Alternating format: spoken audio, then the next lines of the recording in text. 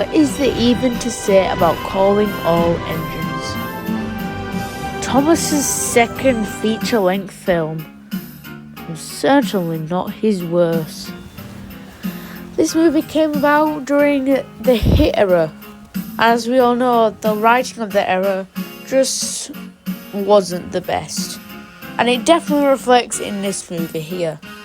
However, there are some things I do want to talk about, which I'll go into now.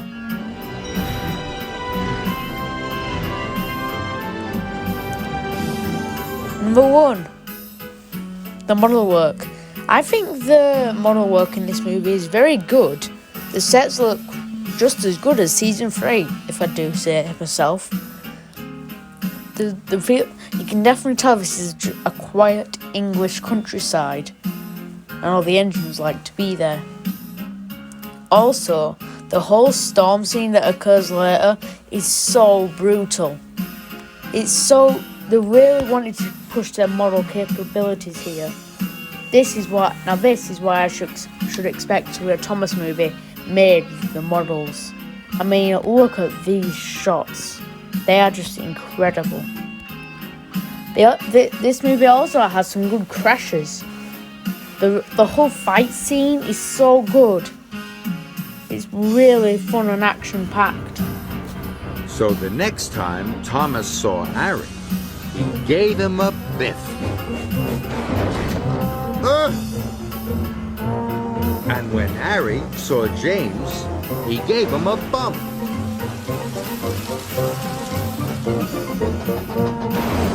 Soon the Diesels and the... Number 2, Steamies vs Diesels conflict. I think it's handled fairly well in this movie. They treat both equals like equals, and it's very interesting. Let's take a look. Unlike Day of the Diesels, which puts one in a bad light and the other in a good light, with no middle ground between the two, I'll definitely go into this when I touch this movie. Calling All Engines actually treats both sides as equals. Well, the diesel engines being pricks to the steam engines, but then show the steam engine stoops just as low and be just as bad as them, causing a load of crashes. That's mostly it for positives though. It may have some good things in it, but Calling All Engines is not without fault. Let's go into why it's got faults and what they are.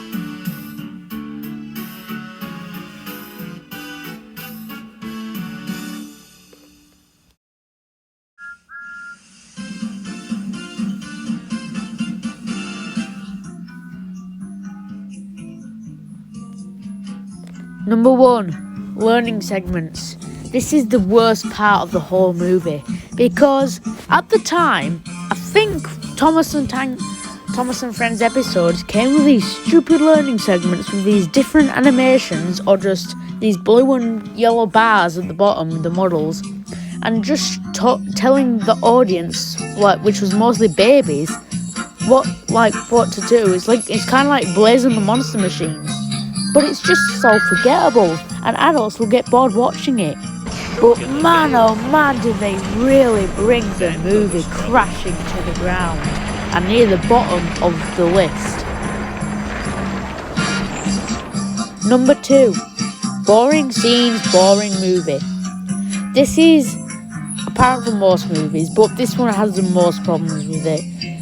It just has so many boring scenes, just like the learning songs. They waste way too much time and make everyone just be bored watching it. And there's so many of them. There's just one after the next with a little bit of action, and it just makes you put you off and want to turn off. Calling All Engines may have its issues, may have its positives. The model work is all nice, the sets look all comfy, the storm scenes are really cool. But man, do these negatives really drag the movie down. To be honest, if they cut some of the dialogue scenes out, like half of them, and then just put the learning segments out, I think this would be a really good move. It's like a slick 40-ish, 30-ish minutes, like the same time as the adventure begins in 2015. I think this move would rank higher. But sadly, since it's an hour and it's got all this boring stuff in it, I just don't think it's good to rank it any higher.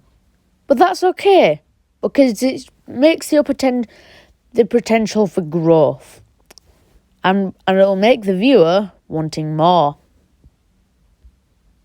And man oh man will they get more. But I mustn't say any more, because that is for the next story.